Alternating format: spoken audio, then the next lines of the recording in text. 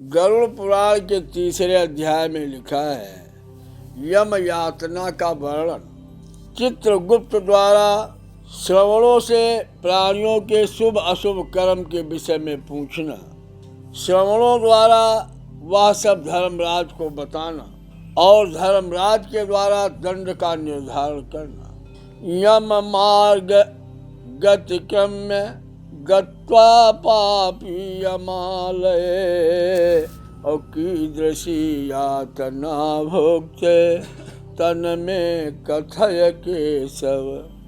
गरुड़ जी भगवान विष्णु से पूछते हैं कि प्रभु, यम मार्ग की यात्रा पूरी करके यम के भवन में जाकर पापी किस प्रकार की यातना को भोगता है, वह आप मुझे बताइए। भगवान विष्णु कहते हैं कि हे विंता के पुत्र गरुड़, मैं नरक यात्रा को आज से अंत तक कहूँगा। सुनो, मेरे द्वारा नरक का वर्णन किए जाने पर उसे सुनने मात्र से ही तुम कांप उठोगे। हे गरुड़, बहुभीतपुर के आगे 44 योजन में फैला हुआ धर्मराज का विशाल पुर है। वहाँ हाहाकार से परिपूर्ण उस पुर को देखकर पापी प्राणी रोने लगता है। उसके रोने की आवाज को सुनकर यमपुर में विचरण करने वाले यम के गण यानी द्वारपाल के पास जाकर उस पापी के विषय में बताते हैं। धर्मराज के द्वार पर हमेशा धर्मध्वज नामक प्रतिहार यानी द्वारपाल स्थित रहता है। वह द्वारपाल जाकर चित्रगुप्त से उस प्राणी के शुभ और अशुभ कर्मों को बताता है कि इसने कितना शुभ कर्म किया है, कितना अशुभ कर्म किया। उसके बाद चित्रगुप्त भी उसके विषय में धर्मराज से निवेदन करते हैं, हे गरुड़, जो नास्तिक और महापापी प्राणी हैं, उन सभी के विषय में धर्मराज यथार्थ रूप से भली भांति जानते हैं। तो भी वे चित्रगुप्त से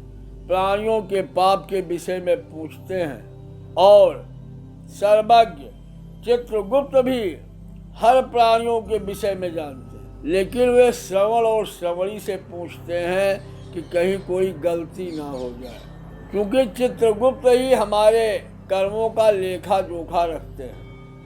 जो हम अच्छे बुरे कर्म करते हैं उसे चित्रगुप्त अपने रजिस्टर में नोट करते रहते हैं। लेकिन फिर भी चित्रगुप्त श्रवण और श्रवणी से पूछते हैं। श्रवण जो है ब्रह्मा जी के पुत्र हैं। वे स्वर्ग, पृथ्वी, पाताल लोक में हमेशा घूमते रहते हैं। जहाँ उनकी इच्छा होती है वहाँ वो पहुँच जाते हैं और उन्हें दूर से सुनने का और दूर से देखने का भी ज्ञान है। श्रवणी नाम की उनकी अलग अलग पत्नियां हैं, उसी प्रकार स्वरूप वाली हैं, अर्थात श्रवण के समान ही वे स्त्रियों की सभी प्रकार की चेष्टाओं को जानती हैं। मनुष्य छिपकर अथवा जानकर जो कुछ कार्य करता है, कहता है, वह सब श्रवण और श्रवणियाँ चित्रगुप्त को जाकर बता देते हैं। वे श्रवण और श्रवणियाँ धर्मराज के गुप्तचर हैं, जो मनुष्य के मानसिक, वाचिक और कायिक यानी मन से, वचन से और कर्म से जो हम अच्छे बुरे कर्म करते हैं, वे सभी प्रकार के शुभ और अशुभ कर्मों को ठीक ठीक जानते हैं। श्रवण और श्रवणी मनुष्य और देवताओं के अधिकारी वे श्रवण और श्रवणियाँ सत्यवादी हैं, वो झूठ नहीं बोलते हैं। उनके पास ऐसी कोई शक्ति है जिसके बल पर वे मनुष्य के कर्मों को बतलाते हैं। जो लोग व्रत करते हैं, दान करते हैं, सत्य बोलते हैं, जो मनुष्य उन्हें प्रसन्न करता है यानी सत्य से, दान से, पुण्य से, इससे वो प्रसन्न होते हैं। उसके प्रति वे मित्र जैसा व्यवहार करते हैं और स्वर्ग और मोक्ष प्रदान करने वाले होते हैं। वे सत्यवादी श्रवण पापियों के पाप कर्मों को जानकर धर्मराज के सम्मुख यथावत कह देने के कारण पापियों के लिए दुखदायी हो जाते हैं। जब श्रवण और श्रवणियाँ पापियों के विषय में सब कुछ बता देते हैं तो पापी लोग सोचते हैं कि बड़ा बेकार है, अगर कुछ छुपा लेता तो इसका क्या चला जाता।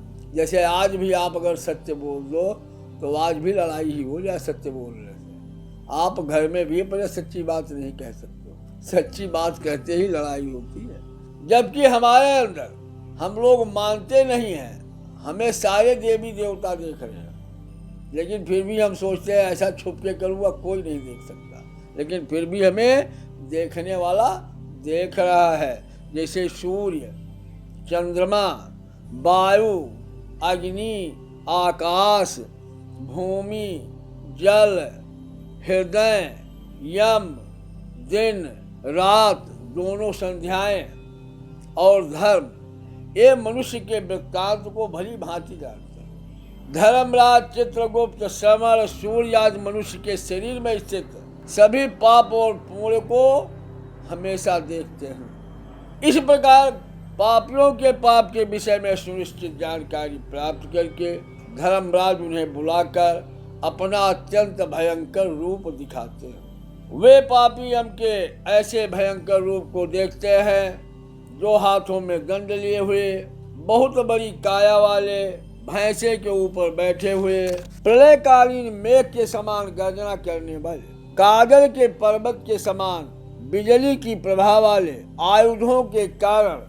भयंकर 32 भुजाओं वाले, 3 योजन के लंबे चौड़े विस्तार वाले, उनकी शरीर 3 योजन में फैली हुई, यानी 4 कोस, 4 से 12 कोस में, बावली के समान गोल नेत्र वाले, बड़ी बड़ी दाढ़ों के कारण भयंकर मुख वाले, लाल लाल आंख वाले, लंबी नाक वाले हैं। मृत्यु और ज्वर आदि से संयुक्त होने के कारण चित्रगुप्त भी बड़े डरावने वहाँ लगते हैं। वहाँ पापी जीव जाकर जोर जोर से हाहाकार करने लगता है, क्योंकि दान न करने वाला वह पापी आत्मा कांपता है और बार बार रोता है। तब चित्रगुप्त यम की आज्ञा से रोते हुए उन अपने पाप कर्मों के विषय में सोचते हुए उन सभी प्राणियों से कहते हैं कि अरे पापियों, दुराचारियों, अहंकार से दूषितों, तुम अविवेकियों ने क्यों पाप कमाया? किसने कहा था कि पाप करो? काम से, क्रोध से, पापियों की संगति से जो तुमने पाप कमाए हो वह दुख देने वाला है। फिर हे मूर्ख जनों, तुमने वह पाप कर्म क्यों किया? पूर्व जन्म में तुम लोगों ने जिस प्रकार पाप करके खुश होते थे, प्रसन्न होते थे, उसी प्रकार अब तुम्हें यातना भी भोगनी चाहिए। जब पापी आदमी पाप करने में सफल हो जाता है तो बहुत खुश होता है। जैसे चोर चोरी करने आता है और सफल हो जाए तो बहुत खुश होता है कि मोटा माल मिल गया, लेकिन जब पकड़ा जाता है और डंडे पड़ते हैं तब सोचता है तो गड़बड़ हो गया, नहीं पड़ना था। तो जब आप पाप कर, तो यमदूत कहते हैं धर्मराज उससे, जीव से, कि जब तू खुश होता था पाप करके तो अब दंड भुगतने से क्यों मुंह मोड़ रहा है? वैसे खुश होके डंडे भी खाओ, क्योंकि तुम लोगों ने बहुत सारे पाप किए हो और वे पाप ही तुम्हारे दुखों के कारण हैं। हम लोग तुम्हारे दुख के कारण नहीं जो तुम्हें दंड दे रहे हैं, क्योंकि धर्मराज के यहाँ मूर्ख हो, पंडित हो, दरिद्र हो, धनवान हो, सबल हो, निर्बल हो, यमराज सभी से समान व्यवहार करते हैं। वहाँ छोटे बड़े का कोई लिहाज नहीं है। चित्रगुप्त के इस प्रकार के वचनों को सुनकर पापी अपने कर्मों के विषय में सोचते हुए निश्चेष्ट होकर चुपचाप बैठ जाते हैं। धर्मराज भी चोर की भांति निश्चल बैठे हुए उन पापियों को देखकर उनके पापों का मार्जन करने के लिए यथोचित जैसे जिसने पाप किया है वैसे उसको दंड भी मिलता है। इसके बाद वे निर्दयी दूत उन्हें पीटते हुए कहते हैं कि हे पापी, महान, घोर और अत्यंत भयानक नरकों में चलो। यम के आज्ञाकारी चंड और प्रचंड आदि नाम वाले दूत एक पास से उन्हें बांधकर नरक की ओर लेकर चले जाते हैं और वहां जलती हुई अग्नि के समान प्रभा वाला एक बहुत बड़ा विशाल वृक्ष है जो 5 योजन में फैला हुआ है और 1 योजन ऊंचा है। उस वृक्ष में नीचे मुंह करके उसे साकल से बांधकर दूत पीटते हैं, पैर में रस्सी बांध के लटका देते हैं उल्टा, और तब उनकी पिटाई पापियों की होती है। वहां जलते हुए रोते हैं, पर वहां उनका कोई रक्षक नहीं होता, कोई उनकी सहायता नहीं कर सकता है। उस वृक्ष का नाम है सालमली वृक्ष। सालमली वृक्ष में भूख और प्यास से पीड़ित यमदूतों द्वारा पीटे जाते हुए अनेक पापी लटकते रहते हैं। वे आश्रय विहीन पापी अंजलि बांधकर हाथ जोड़कर यमदूतों से प्रार्थना करते हैं कि मेरे अपराध को क्षमा कर दो। ऐसा उन दूतों से वो प्रार्थना करते हैं, क्योंकि यमदूत उन्हें बार बार लोहे की लाठियों से, मुकदरों से, भालों से, बर्छियों से, मूसलों से मारते हैं। मारने से जब वह चेष्टा रहित और मूर्छित हो जाते हैं, तब उन निश्चेष्ट पापियों को देखकर यम के दूत कहते हैं कि रे दुराचारियों, पापियों, तुम लोगों ने बुरा आचरण क्यों किया? पृथ्वी पर सबसे सुलभ जल और अन्न का दान कभी क्यों नहीं दिया? तुम लोगों ने आधा ग्रास भी कभी किसी को नहीं दिया। ना तुमने कुत्ते को रोटी दी, ना कौवे को दी, ना गाय को दी, ना अतिथियों को नमस्कार किया, ना अपने पितरों का तर्पण किया। यमराज और चित्रगुप्त का ध्यान भी नहीं किया, उनके मंत्रों का जप नहीं किया, जिससे तुम्हें यह यात्रा ना भुगतनी पड़ती। कभी कोई तीर्थ यात्रा नहीं की, देवताओं की पूजा भी नहीं की, और गृहस्थ आश्रम में रहते हुए भी तुमने हंतकार नहीं निकाला। हंतकार कहते हैं कि जो गाय को, कुत्ते को, चींटी चींटे को, अतिथियों को 5 टुकड़े रखे जाते हैं, उसे हंतकार कहा जाता है। बलि वैश्यो देव भी कहा जाता है। तुमने संतों की सेवा नहीं की, इसीलिए अब स्वयं किए गए पाप का फल भोगो। क्योंकि तुम धर्म विहीन हो, इसीलिए तुम्हें बहुत अधिक पीटा जा रहा है। भगवान विष्णु ही एक ईश्वर हैं, वे ही अपराधों को क्षमा करने में समर्थ हैं। हम तो उनकी आज्ञा से अपराधियों को दंड देने वाले हैं। ऐसा कहकर यमदूत निर्दयता पूर्वक उन्हें पीटते हैं, और उनसे पीटे जाने के कारण वे जलते हुए अंगार के समान नीचे गिर जाते हैं। गिरने से उस सालमली वृक्ष के पत्तों से उनका शरीर कट जाता है, और नीचे गिरे हुए उन प्राणियों को कुत्ते नोच नोच कर खाते हैं। जब कुत्ते उन्हें नोच नोच कर खाते हैं, तो जोर से वो पापी लोग रोने लगते हैं। जब पापी जीव रोने लगता है, तो यमदूत उसके मुख में रेत उठा के भर देता है कि रोना मना है, यहाँ रो नहीं सकते। और कुछ पापियों को विविध पासों से बांधकर मुकदरों से पीटते हैं। कुछ पापी आरे से जैसे खाती लकड़ी को चीरता था, ऐसे पापियों को 2 टुकड़े में कर दिया जाता। किसी को जमीन में गाड़कर कुल्हाड़ियों से खंड खंड काट देते हैं। किसी किसी पापी को गड्ढे में आधा गाड़ दबा के और उसके सिर पर धनुष बाण से निशाना लगाते। कुछ दूसरे पेरने वाले यंत्र जैसे गन्ने का रस निकालते, कोल्हू में किसी किसी पापी को उठा के डाल के पेर देते हैं। किसी किसी को कोयला जलाकर उसके बीच में बैठा देते हैं। किसी किसी पापी को कड़ाहे में तेल खौला करके और उसी कड़ाहे में डाल के इधर उधर घुमा देते हैं। और कुछ पापियों को मतवाले हाथियों के सामने फेंक देते हैं। किसी किसी के हाथ पैर में जंजीर बांधकर अधोमुख यानी नीचे सिर करके ऊपर पैर करके लटका देते हैं। कुछ पापी वज्र के समान चोंच वाले बड़े बड़े कौवे, गीध यानी मांस भोजी पक्षियों से नोचे जाते हैं। उनके नेत्र में, मुख में चोट से आघात करके नोचे जाते हैं। कुछ दूसरे पापियों से ऋण को वापस करने की प्रार्थना करते हुए कहते हैं। कुछ लोग क्या करते हैं, कर्जा ले लेते हैं। कर्जा लेना भी एक फितरत बना लिया है कुछ लोग मजबूरी में कर्जा लेते हैं, और कुछ लोगों की आदत है कर्जा ले लेना। कर्जा ले लेंगे और जब आप मांगोगे तो देंगे नहीं आपको मौके पर, भाई अभी नहीं है।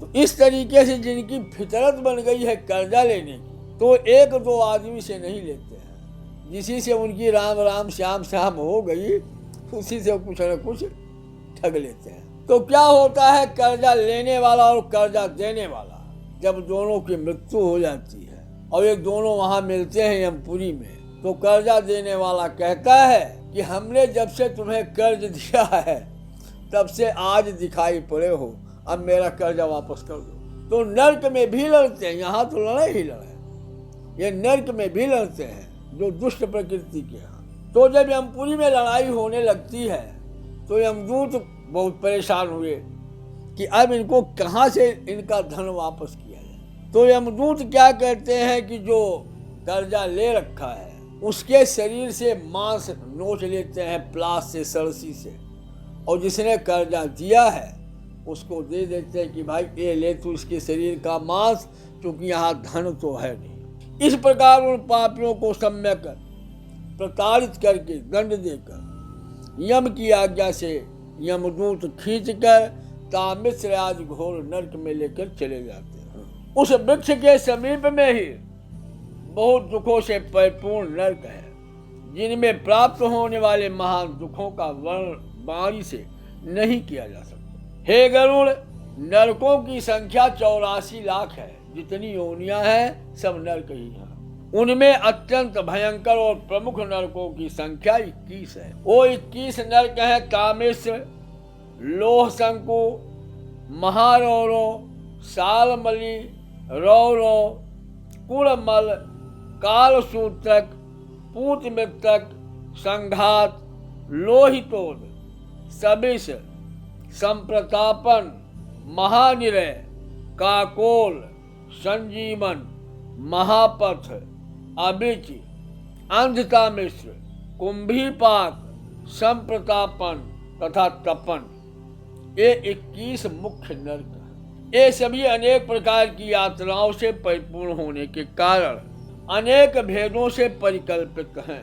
अनेक प्रकार के पापों का फल इनमें प्राप्त होता है और वे यम के दूतों से अधिष्ठित हैं। इन नरकों में गिरे हुए मूर्ख, पापी, अधर्मी जीव कल्प पर्यंत उन नरक यातनाओं को भोगते हैं। तामिश्र, अंधतामिश्र, रौरो आदि नरकों की यातनाएं जो हैं उन्हें स्त्री और पुरुष पारस्परिक संगम से निर्मित करके, यानी खुद नरक की रचना करते हैं और फिर उसे भुगतते हैं। इस प्रकार अपने परिवार के भरण पोषण करने वाला अथवा केवल अपना पेट भरने वाला भी यहाँ परिवार और शरीर दोनों को छोड़कर मृत्यु के बाद इस प्रकार का फल भोगता है। प्राणियों के साथ द्रोह करके भरण पोषण किए गए परिवार का भरण पोषण करने की हमारी जिम्मेदारी है, लेकिन हमें अपने परिवार का जो भरण पोषण करना है इसे सात्विक कमाई से करना चाहिए।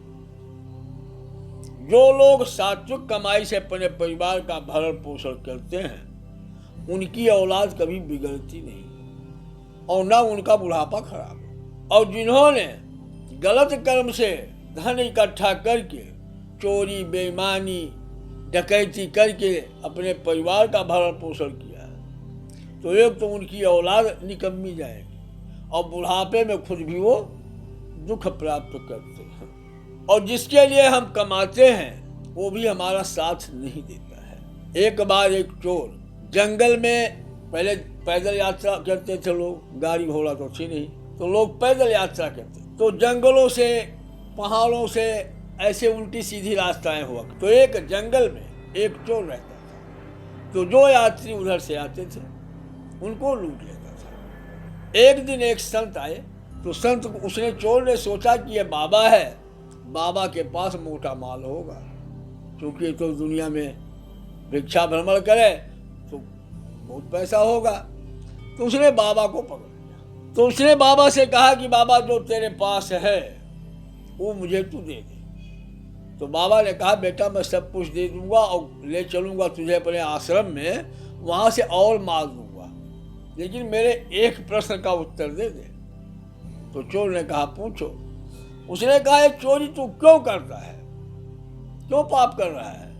तो उसने कहा कि मेरे पिताजी हैं, मेरी माँ है, मेरी पत्नी है, मैं हूँ, 4 लोग हूँ, सब लोग खाते हैं, ले जाता हूँ। तो बाबा ने कहा एक बात बता, जब तुम्हें यमदूत पीटेंगे तो क्या तेरा पिताजी या माँ या पत्नी कोई जाएगा तेरे साथ? कह रहा जब सब खा रहे हैं तो सब दंड भी भुगतेंगे।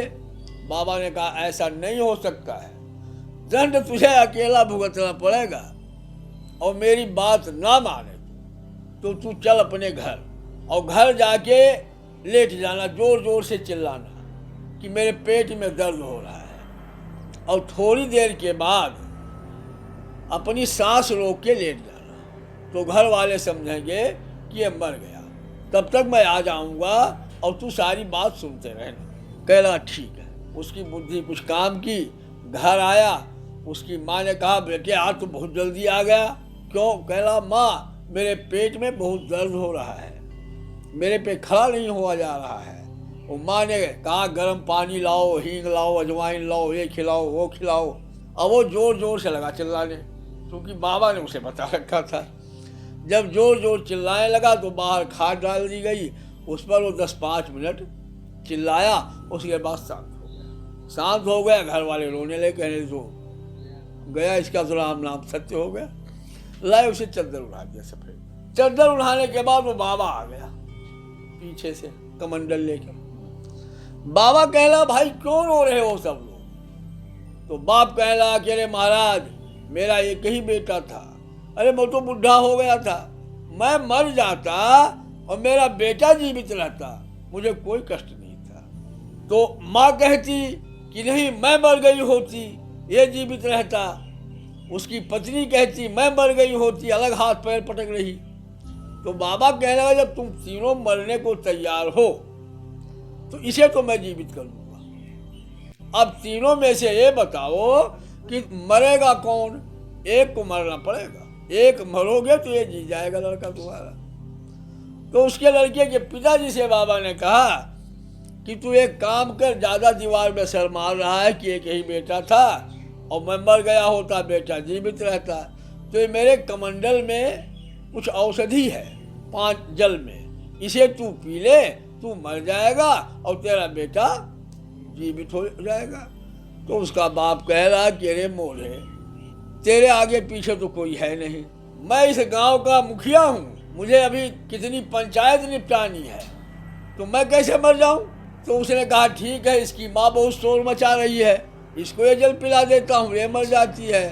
अब वो बुढ़िया कहने लगी कि अरे निपूते तू मर जा, मैं क्यों मरूं, मैं तो अभी नहीं मरूंगी। तो बाबा ने उसकी पत्नी से कहा कि तू बहुत हाथ पैर पटक रही है, सिर फोड़ रही है कि मैं मर गई होती लेकिन मेरा आदमी जीवित रहता, तो इस जल को तू पी ले और तू मर जाएगी, ये जीवित हो जाएगा। उसने भी मना कर दिया, कह रहे ना मैं क्यों मरूं, तू मर जा, तेरे आगे पीछे तो कोई नहीं है।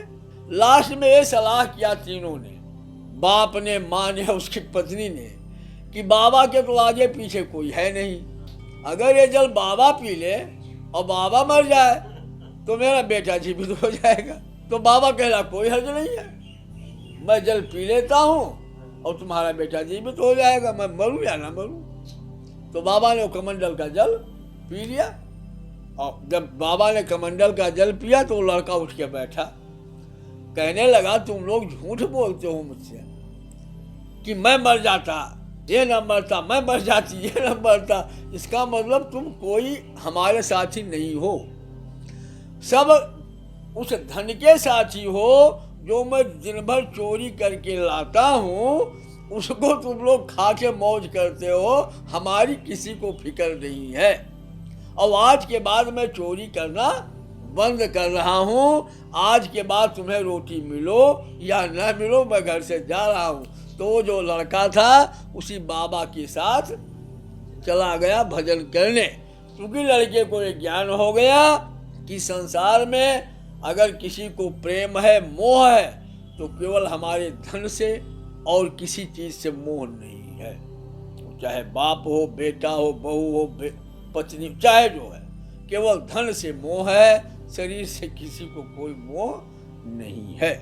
केवल अधर्म से अपने कुटुंब के भरण पोषण के लिए जो आदमी हमेशा लगा रहता है वह अंधकार की पराकाष्ठा अंधता मिश्र नामक नरक में चला जाता है।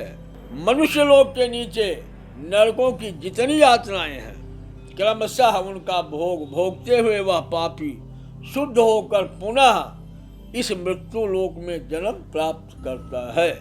इस श्री गरुड़ पुराण नाम 3रा अध्याय संपूर्ण। बोलो विष्णु भगवान की, बोलो गरुड़ महाराज की जय।